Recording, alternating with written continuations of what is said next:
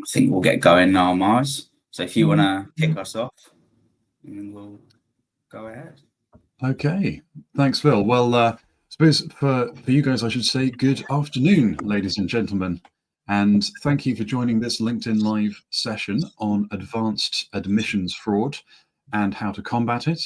We're joining you from the UK, where it's 6 o'clock in the morning, but we put this session on specially to fit within your time zones over in Australia and New Zealand. So this is the first webinar that we've done for your hemisphere, but we do these informational sessions on a regular basis for universities in the UK. So in this session, we're going to be sharing data insights into the latest trends in application fraud, drawn from our work doing primary source checks with universities in the UK. The session is going to last about 30 minutes. And if you have any questions throughout, then please feel free to put them in the chat, and we will try to get to them at the end of the presentation. So for a bit of context, we've been speaking to universities in Australia for the last 4 months, and should also start with introductions. So I'm Miles Durham, and I'm the Solutions Manager here at Qualification Check. And joining me for today's session is Phil DuPont, who is our Head of Business Solutions. Qualification Check has been working with universities to provide back-to-source checks for many years, but recently we have also started speaking to Australian universities. From about 4 months ago, we've been having conversations now with about 16 or 17 Australian institutions. And we wanted to put on this session to share, as we do with our UK partners, some of the data insights that we have found through analysis to help make you aware of some of the trends and indeed risks with application fraud at the moment. Yeah, so to add more to what Miles had mentioned there, and the basis of today is looking at how we can combat admissions fraud and what are the fraud statistics and reasons for fraud that sit behind that. So to set the scene a little bit, what I wanted to mention is just how we're able to then get the data that we're going to show today. So at our core, we're a back to source, a primary source verification provider, which means we take degree certificates and transcripts and the data that's on each of those documents and send them back to the awarding body in order to verify the information directly with them. Now, what that helps us do, it means we can get written responses from the awarding bodies and then determine and detect the fraud from the responses and the statistics that we're seeing across the board. So I mentioned that we work in the UK primarily, and we work with a third of UK universities. This includes about 50% of the Russell Group. That's equivalent to your group of 8 in Australia. But whilst we're looking mostly at universities in the UK to do the verifications for, we are verifying applications from 195 countries around the world. So within that, we've got 53,000 institutions globally. We verify at degree level, but also right across different levels of education.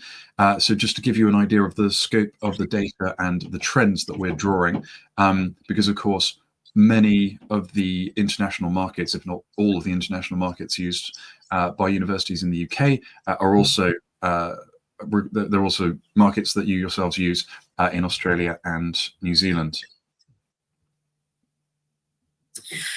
Now, Miles touched on the 53,000 plus sources that we have available. And again, just to complete the context that we want to set around it, we have 3 methods for verifying qualifications directly with the awarding body. So those are integration, in automation, and our in-country teams. So going to them a little bit more detail, integration is, API integration into a countrywide database, or specifically into a student record system at a university, so we can get immediate or sub-second responses. Automation is where we're sending out a secure and automated email link to the relevant unauthorized personnel at the universities. So there's always an escalation point. I think it's 2 or 3 escalation points at the universities. But that again is to then get written responses back from the awarding body to confirm the authenticity or inauthenticity of the qualifications.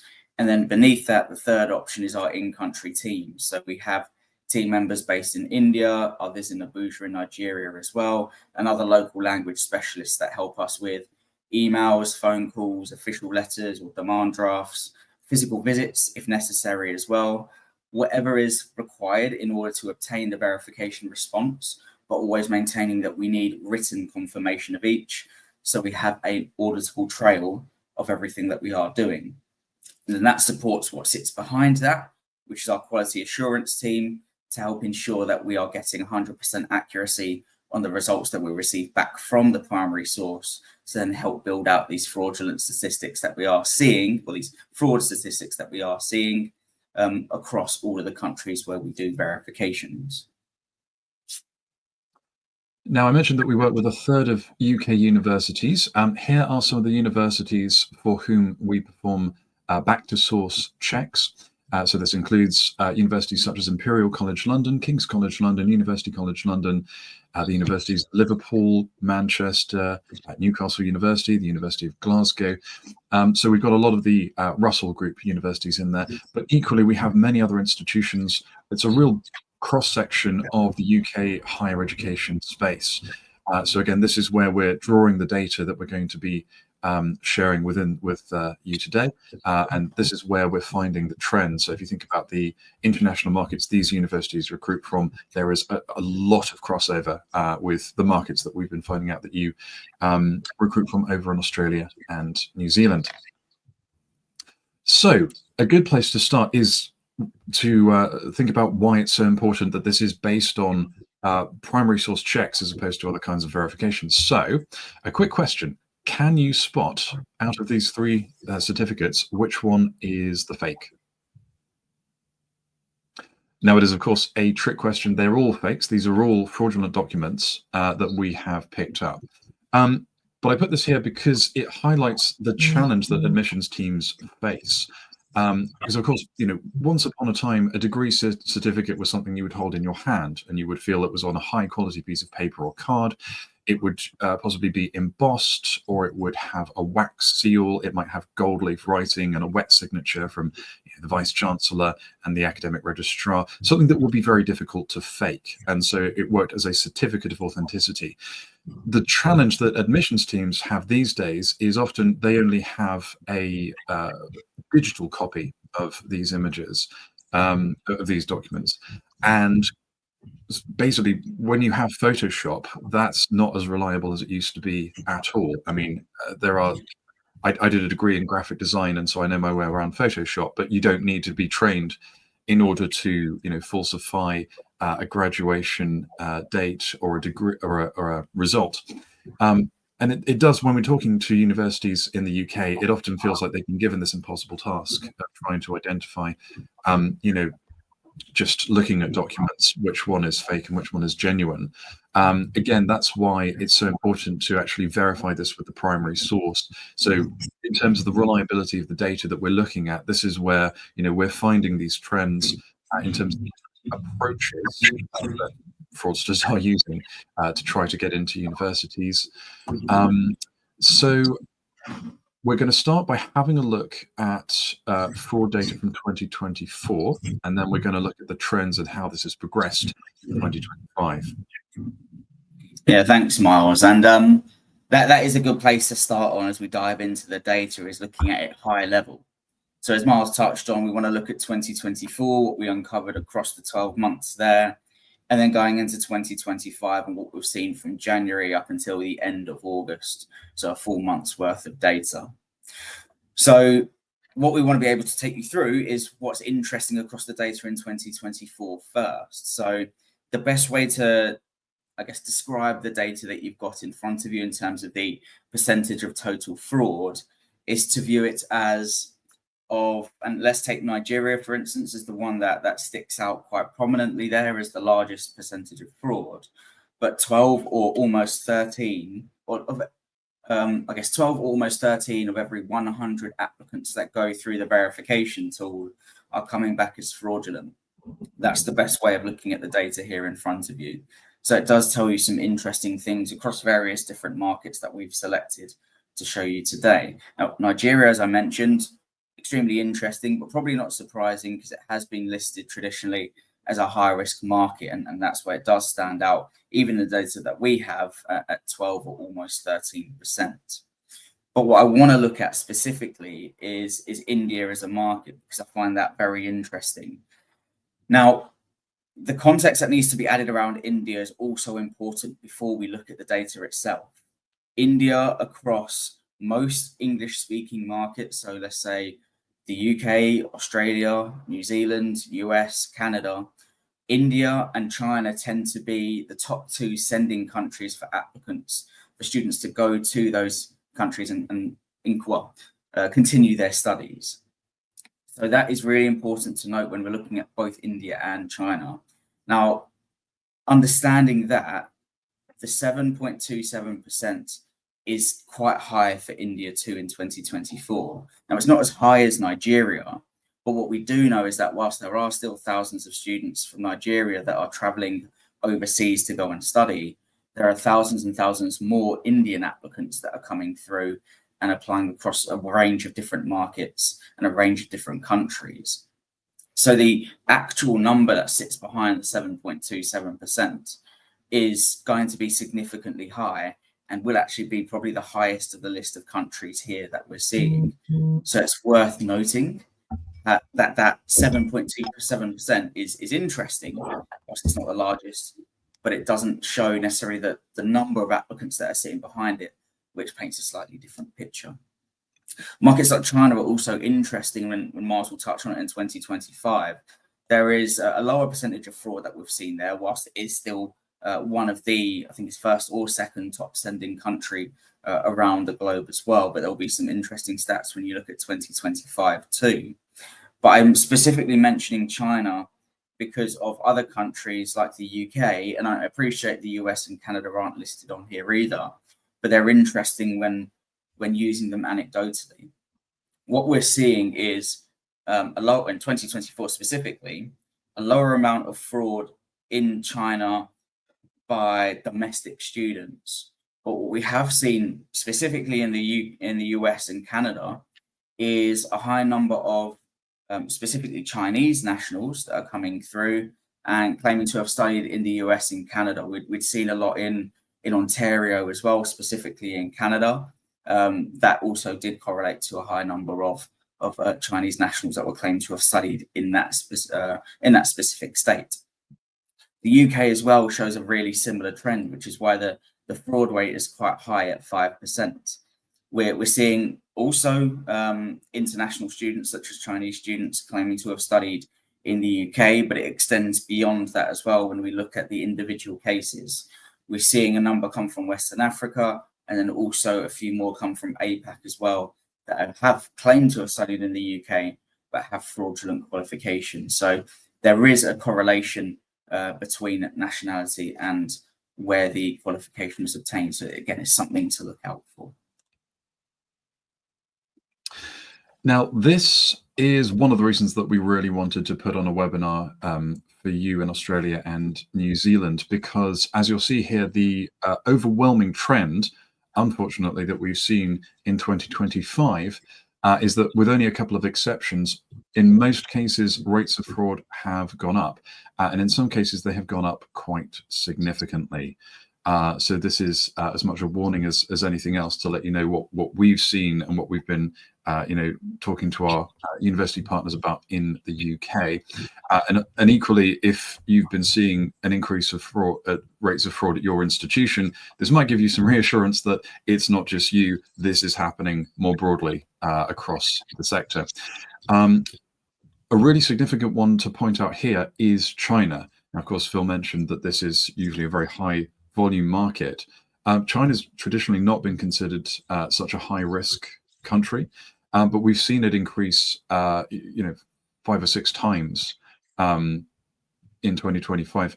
Last year it was 0.82%. Now we're seeing 5.57%. So a significant increase in rates of application fraud coming out of China. We've also seen increases across the board. So Nigeria was already 12.88. That's now up to just under 15%. So that's definitely something to be wary of. Haven't seen a large increase from Pakistan.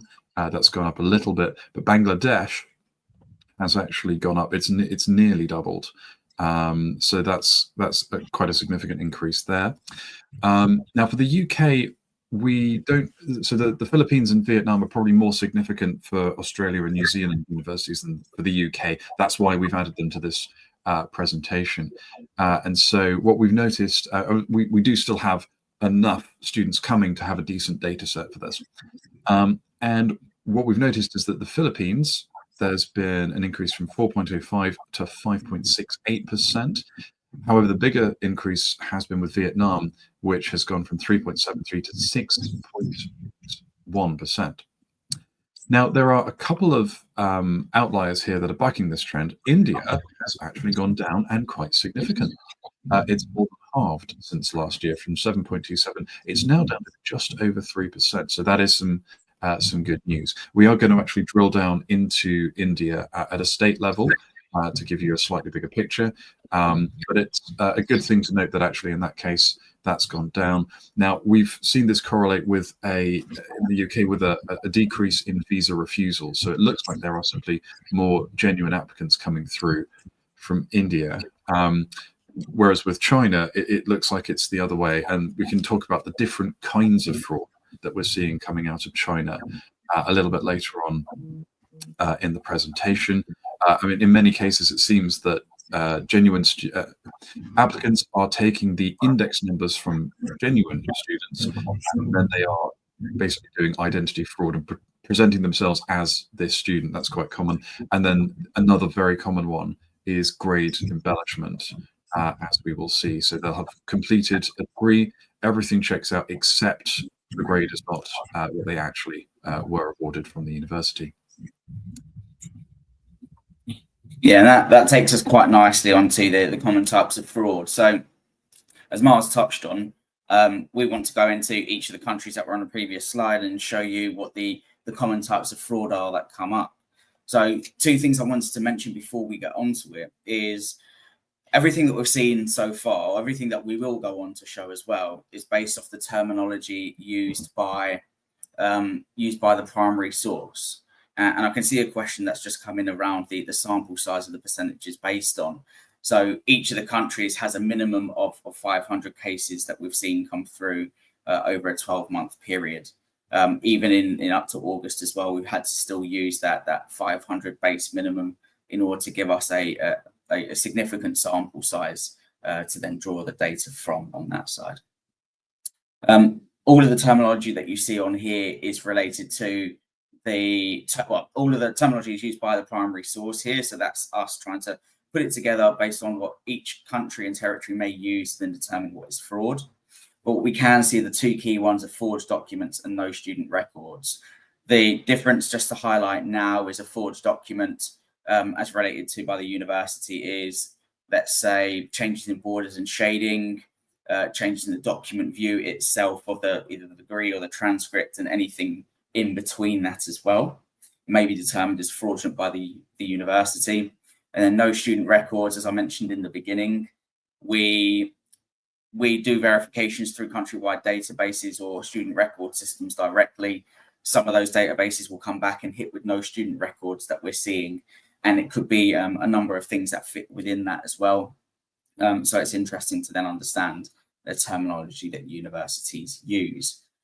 So a good starting point is Ghana and Nigeria. So we get to see the differences here of the fraudulent activity and the reasons for fraud that's happening. So we can see in Ghana first that just over 50% of the fraudulent activity is attributed to forged documents that we're seeing come through. But what I found really interesting when looking at the data is the 35% that was related to incomplete studies. Now, the reason that we find that interesting is because traditionally when we looked at incomplete studies, it may be that students never studied at the university at all, or it could be in certain instances where we know in markets such as India and Pakistan, where the degree certificates and the transcripts aren't issued until a far later date. this sits under a slightly different category.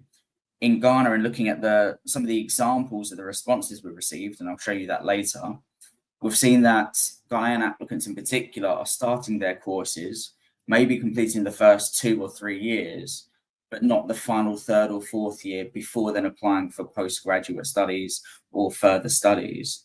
Now, the motivations behind that are obviously difficult to assume, but it's interesting to see that as a continuous trend and quite a significant one in Ghana. Nigeria, again, we can attribute this to forged documents, but the terminology used is slightly different, where just over 80% of the fraudulent activity is related to documents not being issued by Nigerian universities.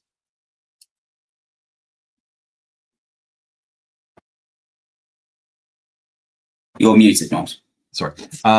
Moving to some larger markets in terms of volume, having a look at India and China. Now, remember, India, the overall amount of fraud has gone down, whereas China, we've seen it increase dramatically. Obviously, we can see here that the majority in both cases is instances of forged documents. For India, that accounts for just over 3/4 of the fraud coming through, whereas with China, that's just under half. We can also see that in both countries, incomplete studies accounts for 8%. And then incorrect grade, you'll notice in China, is accounting for 20%, whereas we don't have that as a common thing at all in India. No records found is 16% for India, 25% for China. But in terms of the type of admissions fraud or application fraud that applicants are attempting, we see from China a lot more of this impersonation, where they are using, again, the index number of a genuine student who did complete their studies, and they're impersonating that individual, or otherwise they are falsifying their grades. So they're saying that, you know, they got the entry requirements grade when in fact they did not. So that's something to be aware of looking at those two markets. But again, India, the rate has gone down, but China, it's increased significantly. Now, if we look at Pakistan and Bangladesh, remember Pakistan had only gone up a little. Bangladesh has gone up significantly. In both countries, you can see it's a very similar pattern. Forged documents is the overwhelming majority of fraud cases that we catch for Pakistan and Bangladesh. 90% Bangladesh and 88% Pakistan, so almost the same picture there. Now, Bangladesh, the rest is taken up by incomplete studies. So again, Phil was touching on this earlier, students who have studied at the university, but for whatever reason, they have not completed their degree. They do not have a degree awarded, but they're trying to use that to apply anyway. We have a bit of that in Pakistan as well, 4%, but we also have this 8% that accounting for where no records are found at all for Pakistan. Yeah, then moving on to the UK, and I'm also going to add in the US and Canada as something that we're aware of too. They show very similar trends here to the UK in that 80 to 90% of the fraudulent activity is related to no records being found, in comparison to the smaller percentage here, which is 11% of forged documents. Interesting that that's what we're seeing here in the UK, similar in the US and Canada, and I think those trends can be related to both the systems that are used in each of those countries, but then also, as I mentioned earlier, the correlation between the different nationalities to where the qualification was issued. Now, I mentioned that we've been speaking to 17 Australian universities over the last 4 months, and very commonly the Philippines and Vietnam have been mentioned as markets that are important for you. So we've included these, and we do have, as Phil mentioned, data sets above 500 for both of these. So that's enough to give you a good picture of the trend. And so what we found from both the Philippines and Vietnam is that, again, the majority of fraud is falsified or forged documents. So that's almost half of the fraud coming out of Vietnam, 44% for the Philippines. No records found. That's accounting for 21% in Vietnam, but a larger proportion in the Philippines at 34%. Then in the Philippines, the classification is mismatched data, so that's the remaining 22%. Whereas in Vietnam, we've got fully 30% where it's incorrect grade. Now, what it looks like is happening there is, again, a lot more grade embellishment where students are falsifying the grade that they've received. As we know, you can do that on Photoshop quite easily, and a lot of students have access to that these days, and that's even without looking at diploma mills and everything else. But that's a general picture of what we're seeing out of the Philippines and Vietnam. So I hope that's more of interest for you in Australia and New Zealand.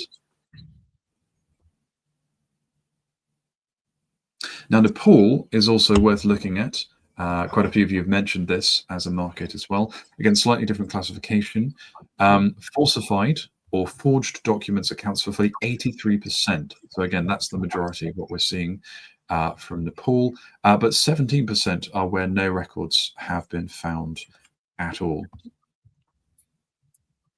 Yeah, so as we edge closer to the end of the webinar, a few things we just wanted to also show to you were fraud hotspots by country. The main trend that we've identified here is that in each of these countries and the states or the provinces within each of these countries, it seems like the fraudulent activity is happening across either where the most popular or prestigious institutions are located. Now, it's extrapolating data and it's an assumption, but it could be related to applicants feeling as though those universities that are more prestigious or more popular are less likely to be checked, or the documents from there are less likely to be checked. Obviously, it's an assumption based on what we're seeing on the data, but it's an interesting trend that we're seeing that across a number of countries. So again, something to look out for. It could be not just obscure universities, but all types across different states.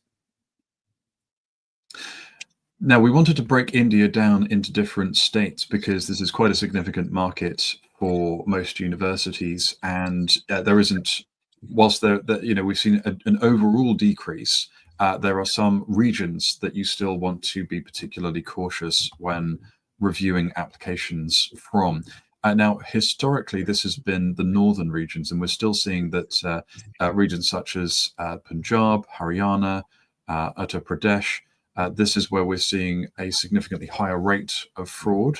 But that being said, at the southern tip of India, we've got Tamil Nadu. That is now accounting for a very significant amount of fraud too. However, this is not to say that the rest of India is safe.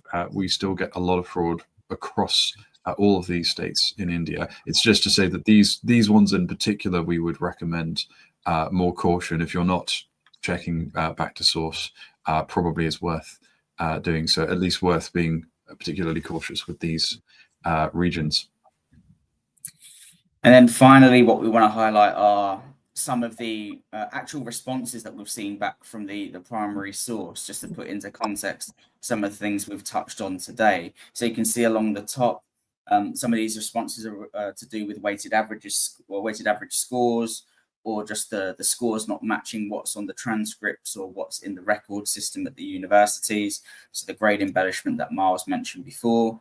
Miles also touched on the index number anecdote. So on the far right, you can see that there's an example of a student using an index number that belongs to another candidate. So again, something to look out for, because we had seen an increase of that, or an increase of impersonation fraud. And then lastly, if we take the on the middle row, on the bottom row, but in the middle, that's an example of a Ghanaian student where we've seen that they were admitted to a university, had started their course, but never completed it before then applying for further study. So again, it's a trend that we've identified. It's happened across multiple applicants and multiple institutional partners. So something to look out for. There's far more responses that we've seen come out from this that can dive into lots of different types of trends. So we're always looking to find more and more, but here's a sample of a few. And then lastly, I'll pass back over to you. Yes, so we are very excited to announce that we are coming over to Australia, although obviously some of you know that already. We are going to be attending AIEC in Canberra in October, and we are going to be at booth 29. So if you or any of your colleagues are attending the conference, please do come and have a chat. We're located across from the coffee station, so come and have a flat white and have a chat to Phil and or myself. We'd be really pleased to see you there. We're also going to be spending a little bit of time speaking to some of the universities that we've already been in discussion with. There's a few who are actually looking to go ahead and start working with us in November, which is very, very exciting. Now, I'm sorry that we seem to have run over time in terms of questions. We will try to respond to those questions when we follow up. This was all we had time for today. There is more detail we could drill down into. So if you would like more information, more detail on any of the data that we've covered, if you'd like to talk to us about particular countries or even particular institutions, please do feel free to reach out to Phil or myself. Phil is philip.dupont@qualificationcheck.com, and I'm just miles@qualificationcheck.com. So this session has been recorded. If you would like to watch this back or share it with any of your colleagues, it will be posted to our YouTube channel soon, and we will share that with you. So please do share that with anyone else who you think would find this useful. So thank you very much for your time. I hope this has been useful, and we'll look forward to chatting to many of you again soon. Many thanks. Thanks, everyone.